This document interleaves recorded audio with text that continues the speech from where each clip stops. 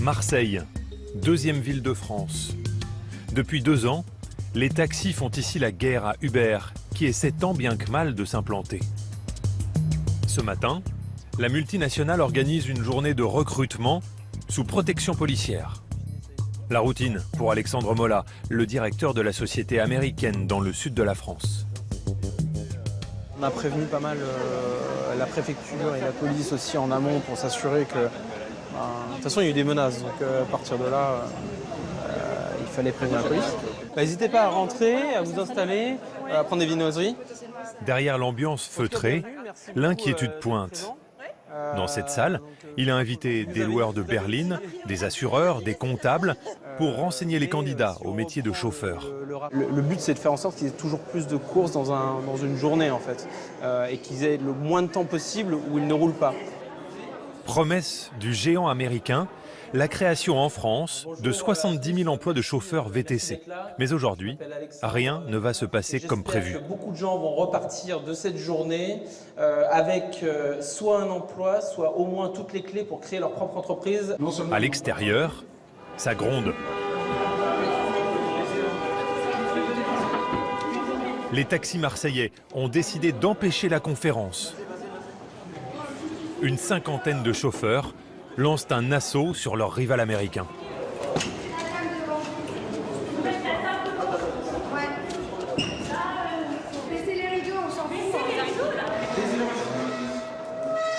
Pas d'issue de secours, les cadres de Uber n'ont plus qu'à se barricader.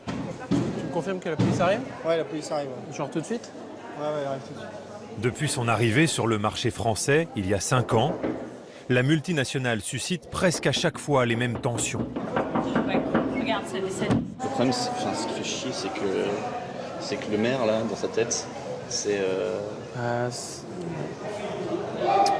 super problème. C'est Uber, merde, à chaque fois, quoi.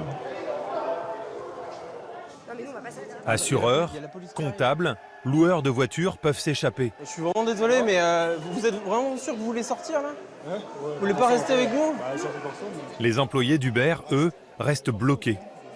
Moi, je veux pas sortir, là. Ils sont complètement débiles. Alex, toi, tu sors pas. On restera séquestré le temps qu'il faut, mais Je suis venu pour bosser, là. Il faut finalement l'intervention d'un cordon de sécurité de la police pour les évacuer. Le staff identifié, c'est qui les 12? Le staff, s'il vous plaît.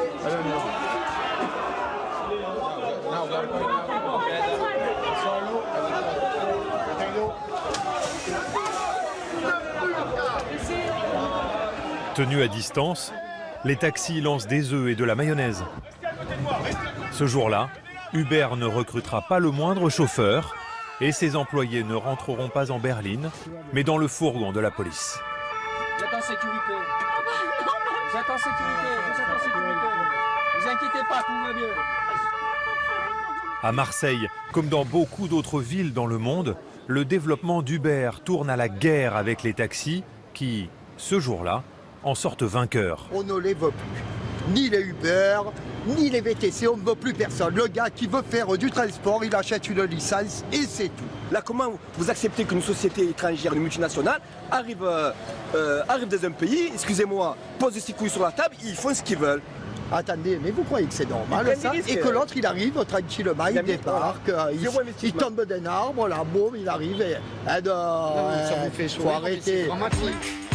Irrésistiblement ou presque, Uber a conquis la planète. En 6 ans, la start-up américaine est devenue une multinationale qui vaudrait déjà 60 milliards d'euros. En France, malgré la fronde des taxis, elle est présente dans les plus grandes agglomérations et bientôt dans des villes de taille moyenne. 1,5 million de clients. Alors, comment une simple application sur votre smartphone est-elle devenue une révolution? Depuis 2 ans, Amandine en est fan. 2 ou 3 fois par semaine, elle se déplace en Uber. Voilà. Bon, bah, à demain. Ciao, à demain. Amandine travaille dans les télécoms. Elle a rendez-vous cet après-midi à l'autre bout de Paris. Ce serait trop long d'y aller en transport en commun. Pour commander une voiture, elle ne se sert que de son index. Cela paraît banal aujourd'hui, mais quand Uber est arrivé, on réservait nos taxis par téléphone. L'application a repéré où j'étais Je vois qu'il y a des Uber disponibles et À tout. côté, c'est ça? Ouais, là j'en ai un dans 4 minutes. C'est précis, hein? C'est très précis, ouais. Même en banlieue, pas besoin d'attendre. C'est très rapide. Ça donne un peu l'impression d'être dans un jeu vidéo, c'est assez ludique au final, de voir tous les VTC autour de nous. C'est un site à commander? C'est un site à commander quand on voit qu'il y a une voiture juste à côté, on se dit bon bah si j'attends que 3 minutes, ça va quoi. À peine le temps de sortir, la voiture est déjà là. Un taxi serait arrivé avec 4 € de frais de réservation. Bonjour. Avec Uber, Tout à fait. la course d'approche est gratuite. J'ai mis 2 bonbons et de l'eau pour vous. Merci. Des petits cadeaux pour le client et pas de compteur. C'est l'application sur le smartphone du chauffeur qui calcule le prix du trajet. Ça, c'est toutes vos courses. Ouais. Il y en a des dizaines. Voilà. Des courses à tous les prix. 22, 14, 19, 20, 35, Souvent, c'est moins cher qu'un taxi. 11, 4 €. Ça c'est la course la moins chère que j'ai faite, 4 €. C'est rien du tout en fait. Non.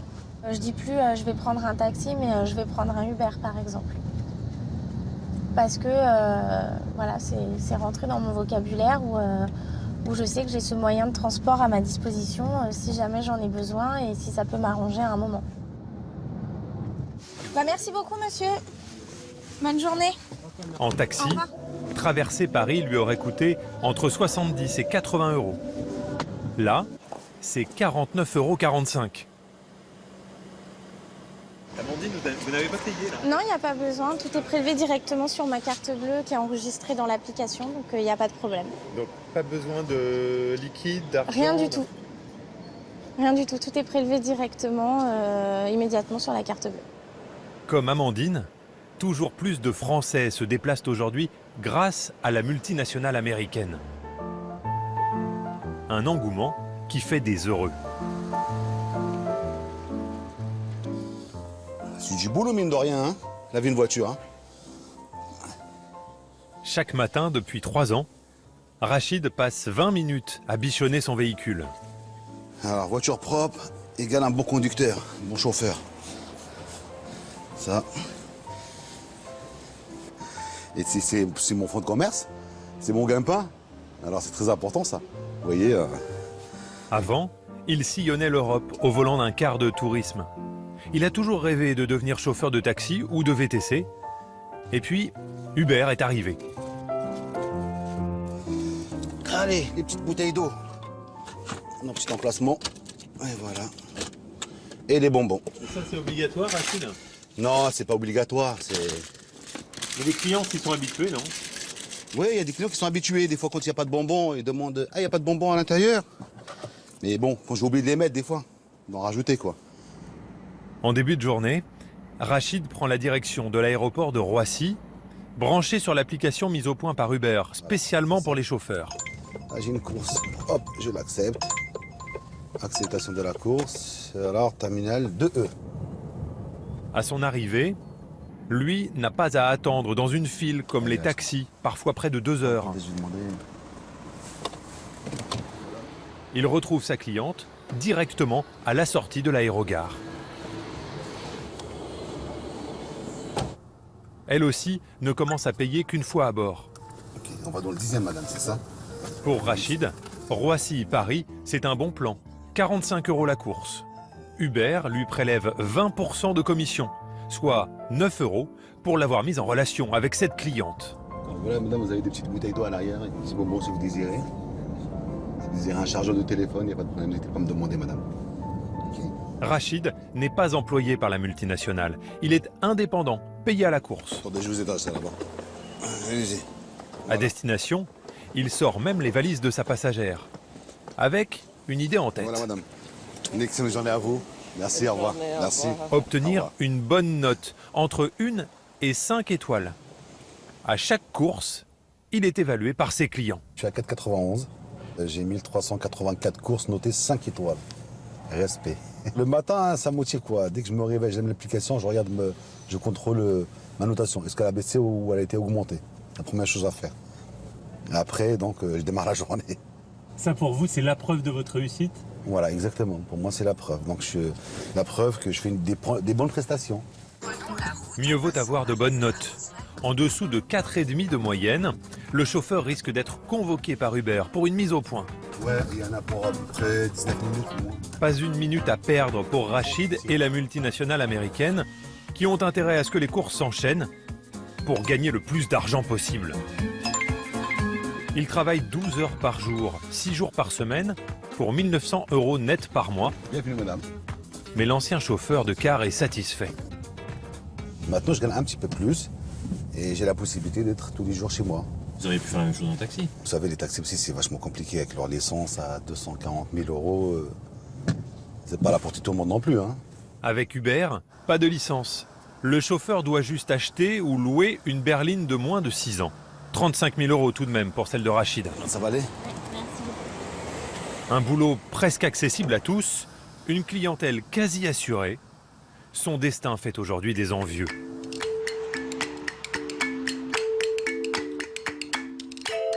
À Corbeil-Essonnes, en banlieue parisienne, Serge révise chaque matin dès l'aube son anglais, indispensable pour transporter des touristes étrangers. Si je suis client là, et que vous voulez me demander où je vais, vous me demandez comment? Oh là là. Je dirais how are you going? Bon, il lui reste encore quelques progrès à faire, car dans 4 jours, il passera l'examen d'État pour devenir chauffeur VTC. D'origine camerounaise, Serge est arrivé en France il y a 12 ans et espère en finir avec les missions d'intérim. Avec Uber, j'aurai l'opportunité de me mettre à mon propre compte, de pouvoir travailler et pouvoir avoir une vie meilleure. Pour mettre toutes les chances de son côté, Serge a investi 900 € dans une formation facultative de 2 semaines. Bonjour. Dans cet institut privé, le prof, un chauffeur VTC, prépare ses élèves aux épreuves de l'examen. Anglais, mais aussi sécurité routière, relations clients. C'est 2 mois et demi. À partir du moment où vous êtes en course, peu importe, le nom qui s'affiche sur votre téléphone, vous ne répondez pas. Votre femme, votre fils, un responsable, monsieur François Hollande, peu importe, vous ne répondez pas. D'accord? Pour devenir taxi, les candidats doivent en passer par 4 mois de cours. Pour devenir VTC, la formation n'est pas obligatoire. Facile d'accès, le métier est donc perçu comme une issue au chômage dans les quartiers populaires. C'est l'un des seuls secteurs où on arrive sur le terrain où on a une garantie de clientèle. D'accord? Peu importe que l'on soit diplômé, non diplômé, expérience, pas d'expérience, noir ou blanc. D'accord? Donc c'est vraiment un secteur où il n'y a aucune discrimination. On arrive sur le terrain avec un véhicule, d'accord? Et on commence à travailler, on a des clients. Allez, je vous souhaite un bon appétit. Chaque mois, 1000 candidats tentent leur chance à l'examen. 40% d'entre eux sont sans emploi. À gauche, en rouge, les villes où il y a le plus de chômage. À droite, celles où il y a le plus de chauffeurs VTC. Les 2 cartes sont quasi identiques. 4 jours plus tard, bonne nouvelle pour Serge qui réussit l'examen avec un 12 sur 20 en anglais. Il sera chauffeur pour Uber dans 2 mois. Pour cela, il n'a dû passer qu'une épreuve théorique mise au point par le ministère des Transports. C'est terminé, merci de poser vos stylos. Quand vous montez dans un Uber, la conduite de votre chauffeur n'a jamais été évaluée, contrairement au taxi. C'est-à-dire que là, vous n'allez pas les voir conduire, Non, vous ne savez pas s'ils du conduisent tout. bien ou pas. Ah non, non, on ne sait pas ça. Avec un taux de réussite de 60% à l'examen, le métier a fait renaître l'espoir dans les quartiers populaires. Tout cela grâce à une application inventée à l'autre bout du monde. San Francisco, berceau de la multinationale Uber, dernier grand succès de la Silicon Valley. Il y a seulement 6 ans, elle a lancé ses premières berlines dans les rues. Aujourd'hui, n'importe qui peut en obtenir une en 2 minutes grâce aux 20 000 chauffeurs en activité dans la ville. Désormais implanté dans 70 pays et 500 villes, son siège mondial ne compte pourtant que 1000 employés. Des ingénieurs, des comptables et surtout des juristes pour faire face aux nombreuses poursuites de leurs ennemis partout dans le monde. Mais ici, personne pour gérer une flotte de voitures, il n'y en a pas. Personne pour les plannings des chauffeurs, ils sont indépendants. Uber se résume à une application. The Uber app Notre application est pensée pour être simple, pour être magique.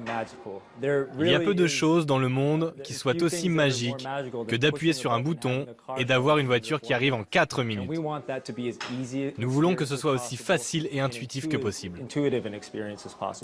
Uber est l'une des entreprises les plus valorisées dans le monde. Cela fait tout juste 5 ans qu'Uber a été créé.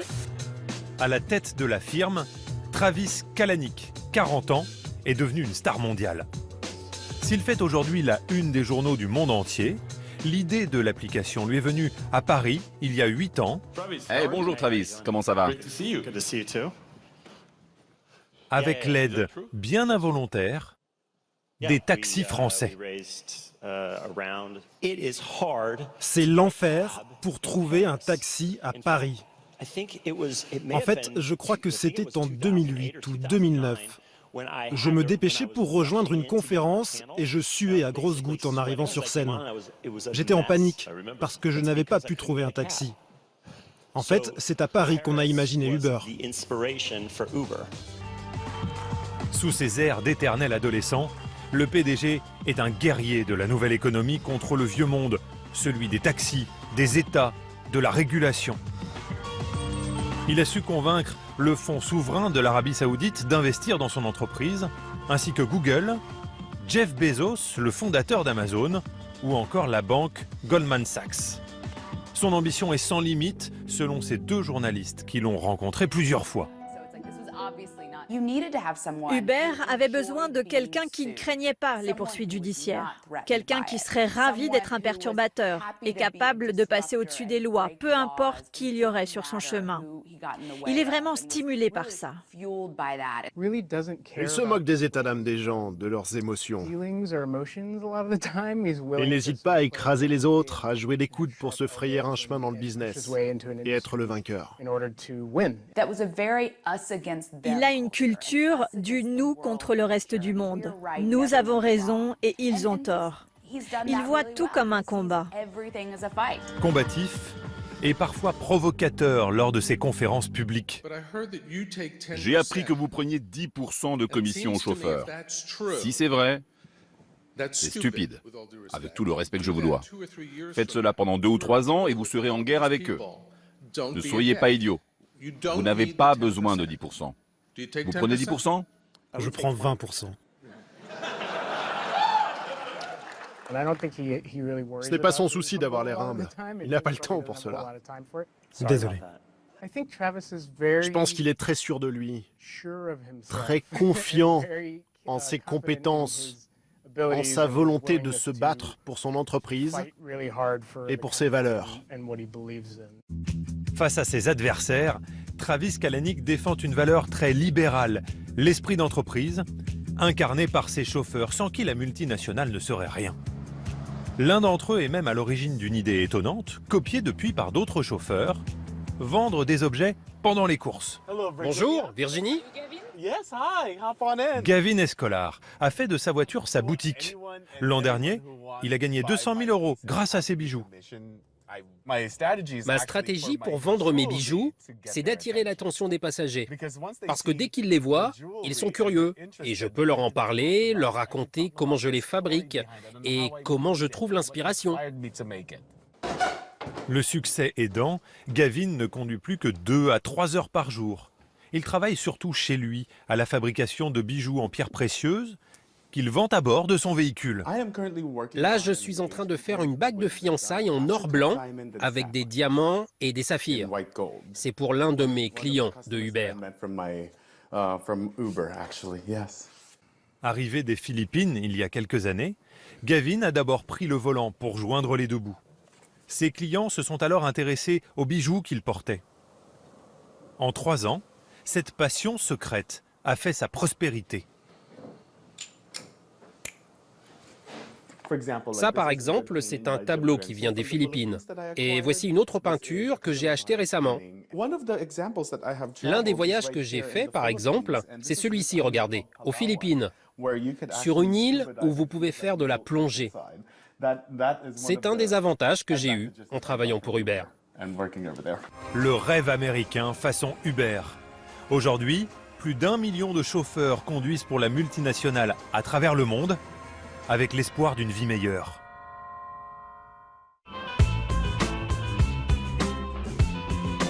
On va essayer de commander un Uber. Regardez, dans le périmètre dans lequel on se trouve, chaque petite voiture, c'est le chauffeur Uber. Donc il y en a un à peu près tous les 50 mètres. Et là, si je le commande, eh ben, il arrive en 5 minutes, montre en main. Vous êtes Saïd? Bonjour monsieur.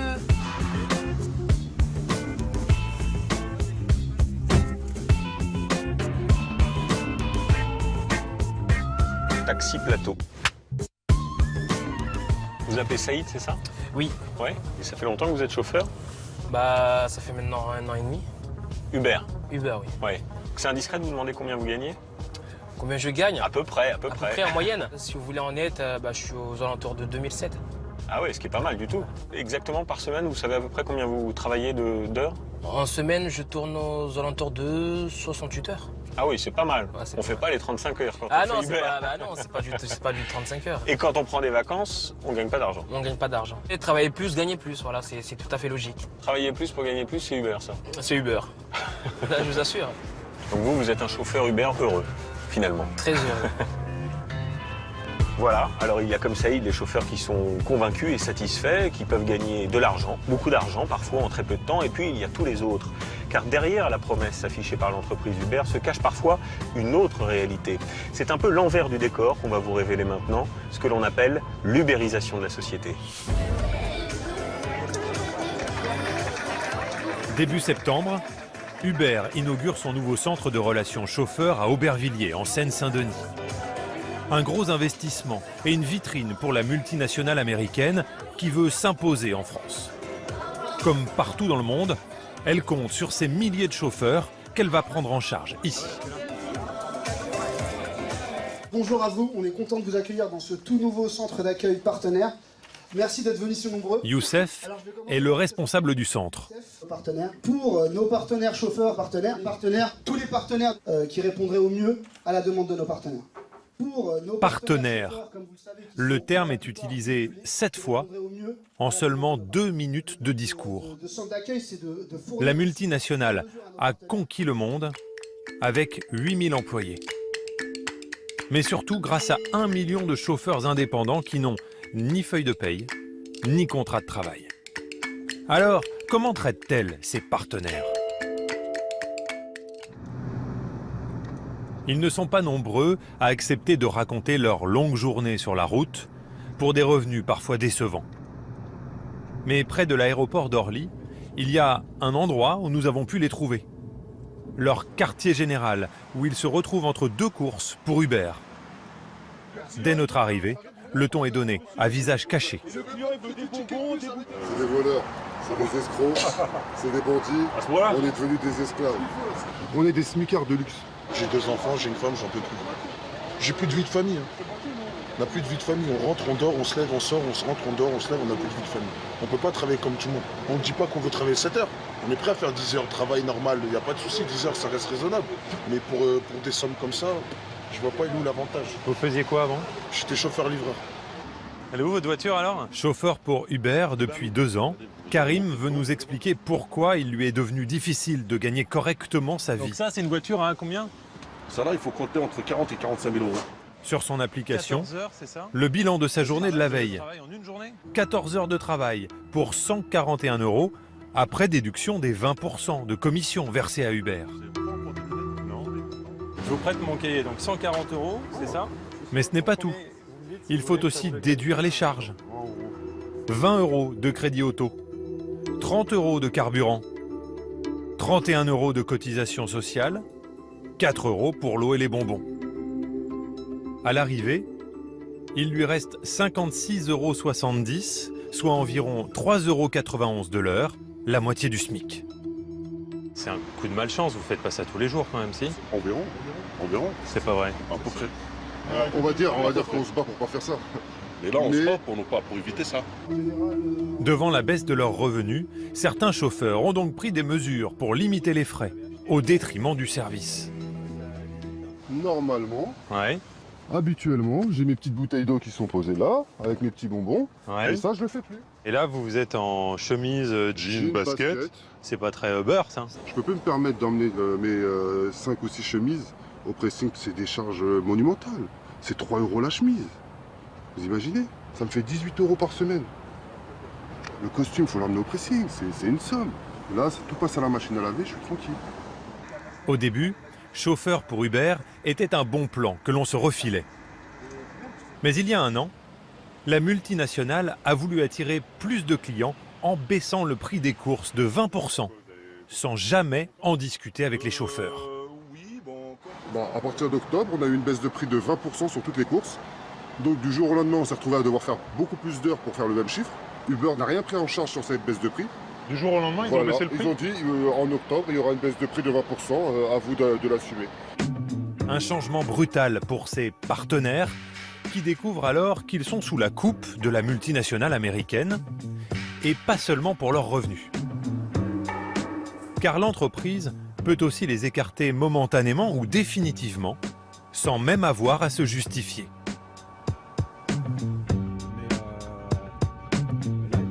Démonstration avec Roger, chauffeur Uber depuis 2 ans. Voilà, là il y en a une. Lorsque l'application lui propose une course, il a 10 secondes pour l'accepter. Donc je vais pas la prendre. Voilà, donc là je vais refuser. Voilà, deuxième course. Voilà. Là je l'ai pas prise non plus. Voilà, la troisième course arrive. Là je vais toujours pas la prendre. S'il ne prend pas de course 3 fois de suite, Uber l'évince du réseau. Et là, ça va être coupé normalement. Voilà. Déconnexion. 2 minutes de déconnexion. Et sans appli, plus de revenus.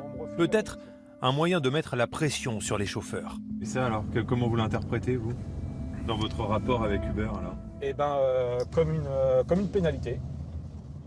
Vous le voyez comme une sanction? Comme une punition, ouais. Comme une sanction, comme comme ferait un employeur sur un salarié? Tout à fait. Alors que là, je ne suis pas salarié chez eux, je suis juste un prestataire qui travaille quand il a envie de travailler. Mais pour Roger, les démêlés avec la société américaine sont allés beaucoup plus loin. Un matin d'avril dernier, impossible de travailler. J'ai mis l'application en route et mon application ne fonctionnait plus. Impossible de me reconnecter, donc je me suis déplacé chez Uber. Et c'est en arrivant sur place qu'ils m'ont expliqué que j'avais soi-disant eu des propos racistes et que c'est pour ça qu'ils m'avaient coupé l'application. Des propos racistes? Faux, selon Roger. Aucune plainte n'est déposée au commissariat, juste une réclamation au service client d'Uber qui mène son enquête. Il a fallu que j'attende que l'enquête soit faite pour avoir l'application qui se remette à fonctionner. Et ça a duré combien de temps? Ça a duré une 8aine de jours. En fait, j'ai perdu 8 jours pour une cliente qui a dit n'importe quoi et ça peut arriver à tout le monde. Comme si on vous avait mis à pied en quelque sorte. Tout à fait. Ah bon, mais on m'a mis à pied. La multinationale peut donc déconnecter ses partenaires et retrouver sa place sur l'application peut prendre du temps. C'est au centre d'accueil des chauffeurs à Aubervilliers que sont gérés les problèmes à bord des véhicules signalés directement sur l'application par les clients. On va prendre par exemple ma dernière course. D'accord. Ici, signaler un incident grave avec mon chauffeur. D'accord. Si je marque par exemple, il a tenu des propos racistes. Alors, typiquement, ce qu'on va faire, c'est qu'on va préférer protéger la sécurité du réseau et donc la sécurité globale de la communauté et donc dire que avant tout on va désactiver temporairement le compte, appeler directement, ça se passe en moins de 12 heures, le partenaire chauffeur et l'utilisateur et prendre une décision directement dans la foulée pour régler la situation. Dans la plupart des cas, comme pour Roger, cela prend plus de 12 heures car les chauffeurs sont obligés de venir ici pour débloquer leur situation. Merci d'être venu en tout cas. Des chauffeurs pas si indépendants, des revenus qui baissent car Uber l'a décidé, suffisant pour établir un lien de subordination selon l'URSSAF qui attaque la multinationale en justice pour requalifier les chauffeurs en salariés. Uber conteste et défend son système. Les chauffeurs professionnels qui se connectent à l'application Uber ne sont pas des salariés mais des partenaires pour 3 raisons. La première, c'est qu'il n'y a aucune exclusivité avec la plateforme. Ils sont libres de travailler avec d'autres applications ou avec leurs clients personnels. La deuxième, c'est qu'ils peuvent se connecter quand ils le souhaitent et où ils le souhaitent à l'application Uber. Et la troisième, c'est qu'on ne leur donne pas de consignes, mais plus des règles de communauté qu'ils doivent suivre pour assurer une fiabilité du service. Les poursuites contre l'ubérisation existent aujourd'hui dans le monde entier. Si elles devaient aboutir, Uber devrait embaucher ses chauffeurs et son modèle s'effondrerait.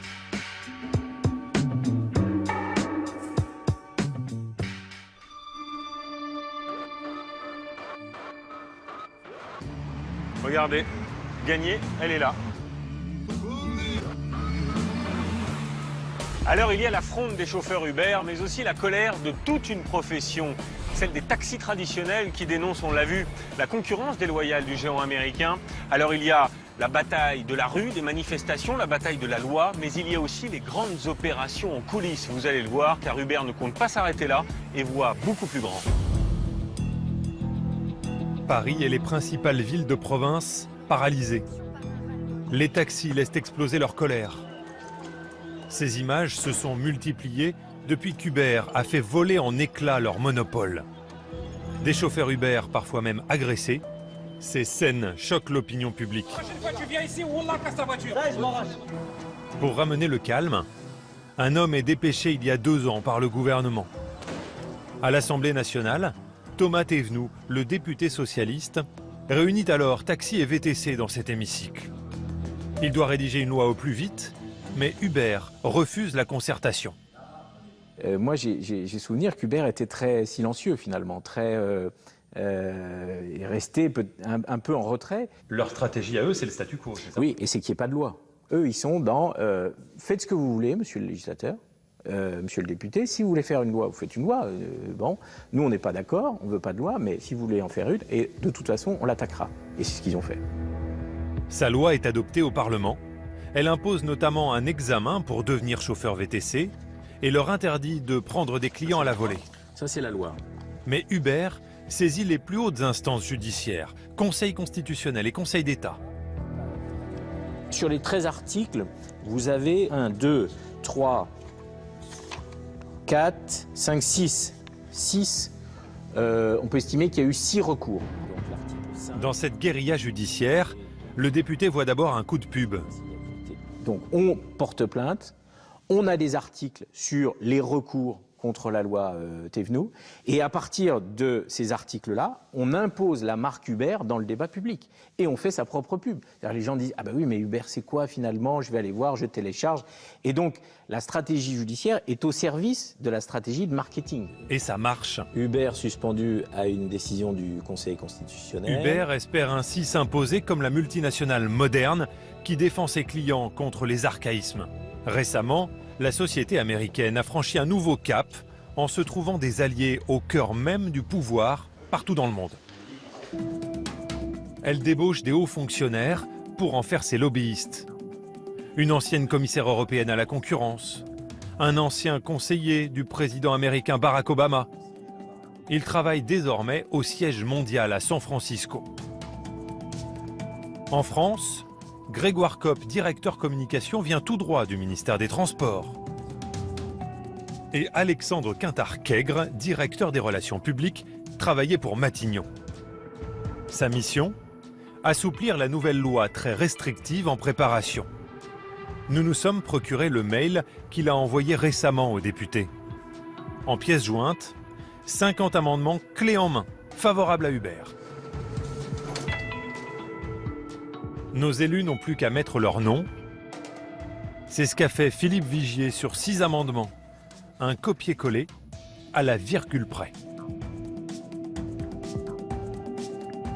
Cet amendement a pour objet de supprimer l'ajout d'une obligation pour le conducteur de VTC de retourner dès sa prestation effectuée au lieu d'établissement de l'exploitant du véhicule ou dans un lieu hors de la chaussée où le stationnement est autorisé. Philippe Vigier n'est pas n'importe qui. C'est le président du groupe centriste à l'Assemblée nationale. Vous voyez, vos amendements, ils sont là. Et en fait, à chaque fois, c'est exactement la même rédaction que cet amendement qui avait été rédigé par Uber. Vous croyez qu'il y a... Mais vous découvrez, ça me fait plaisir que vous découvrez le travail parlementaire. Venez voir. Et vous verrez sur tous les textes de loi, les amendements se ressemblent pour certains. J'ai réfléchi avec d'autres, avec des collègues du groupe. Est-ce que oui ou non, on doit accompagner l'ubérisation de la société ou au contraire, on doit la freiner? Je pense qu'il faut l'accompagner. Est-ce que oui ou non, ça c'est ma famille politique, est-ce qu'on met des règles? Est-ce qu'on encadre? Est-ce qu'on fait évoluer l'outil législatif? C'est ma réponse encore, oui. Et puis après, on voit les professions concernées. Vous ne pensez pas que ça donne un peu l'impression du député qui reçoit des chefs d'entreprise ou des lobbyistes et puis qui fait le copier-coller? Vous ne pensez pas que ça risque de donner une impression comme celle-là? Vous savez, moi je suis un député, je suis membre de la commission des finances, je dépose des amendements et je les soutiens avec conviction. Donc du coup, c'est plus facile de reprendre là, c'est une coproduction législative, vous savez, comme l'avait dit quelqu'un à une époque. Une coproduction législative? Ou plutôt une production Uber? Malheureusement pour elle, Philippe Vigier s'est blessé et n'a pas pu défendre ses amendements à l'Assemblée nationale. L'entreprise est passée maître dans l'art de l'influence et elle va en avoir besoin. Elle a déjà commencé à ubériser d'autres secteurs. Trajets en hélicoptère, en bateau et même livraison de marchandises, comme à New York, où les boutiques peuvent livrer leurs produits à leurs clients grâce à l'application. À chaque fois, le même modèle économique, Uber prend sa com. Son nouveau terrain de conquête, c'est la restauration.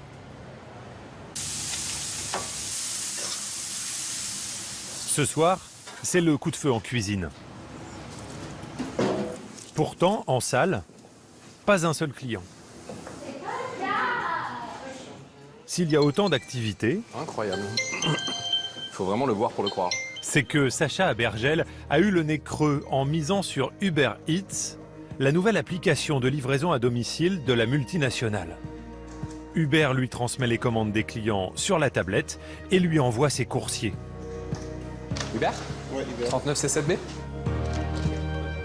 Celle-ci est encore en cours de livraison et toutes celles-ci sont en cours de préparation chez nous et on attend les livreurs d'une minute à l'autre.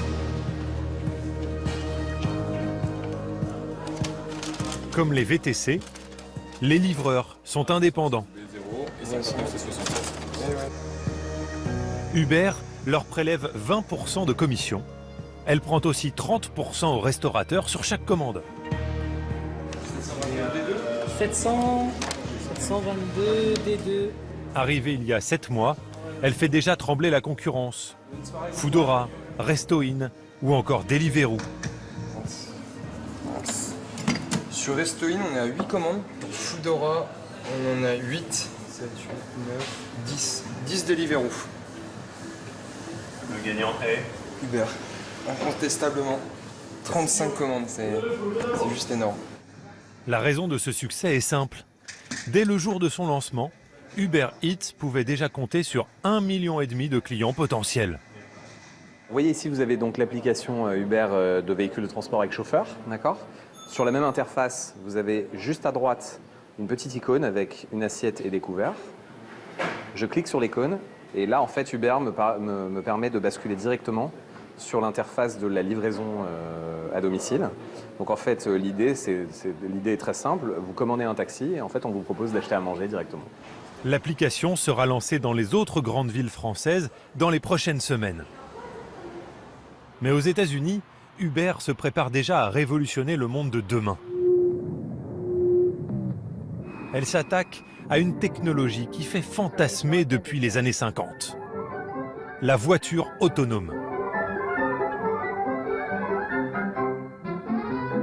À Pittsburgh, les passants la voient déjà sillonner les rues au beau milieu de la circulation. Quelques privilégiés et des journalistes américains ont eu le droit de monter à bord de cette voiture qui se conduit toute seule. Ok, nous avons une côte avec un feu tricolore au bout. Elle accélère dans la montée, elle sait ce qu'elle a à faire. C'est vert. Oh oh, ça passe au orange. Et c'est bon, elle s'arrête. Pour l'instant, la loi exige une présence humaine capable de réagir en cas de besoin. Mike, journaliste pour le New York Times, a lui aussi lâché le volant. Suffit d'appuyer là pour la lancer. Une des choses les plus intéressantes, c'est que dans la voiture, il n'y a que 2 boutons. Un pour l'allumer et l'autre pour éteindre le système autonome, très rapidement. C'est complètement dingue.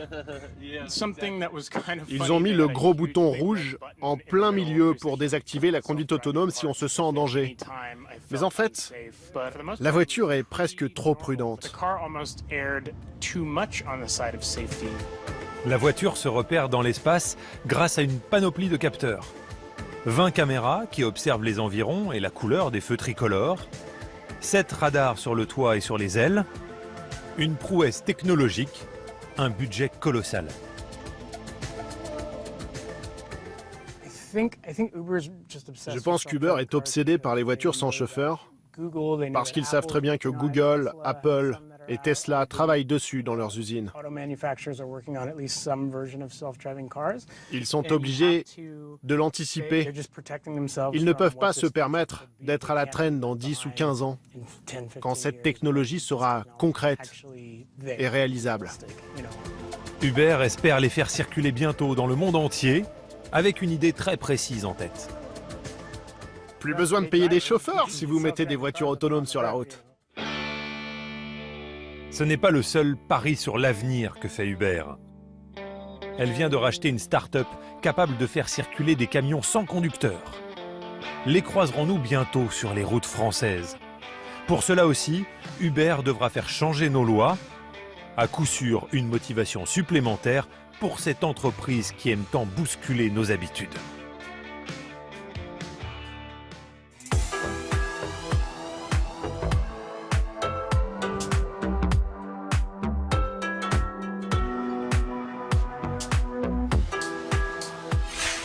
Grâce à son application révolutionnaire, Uber, vous l'aurez compris, pourrait devenir dans les prochaines années l'un des groupes les plus importants au monde et nous serons là pour en parler. Merci de votre fidélité, on se retrouve très vite sur France 2. Bye bye.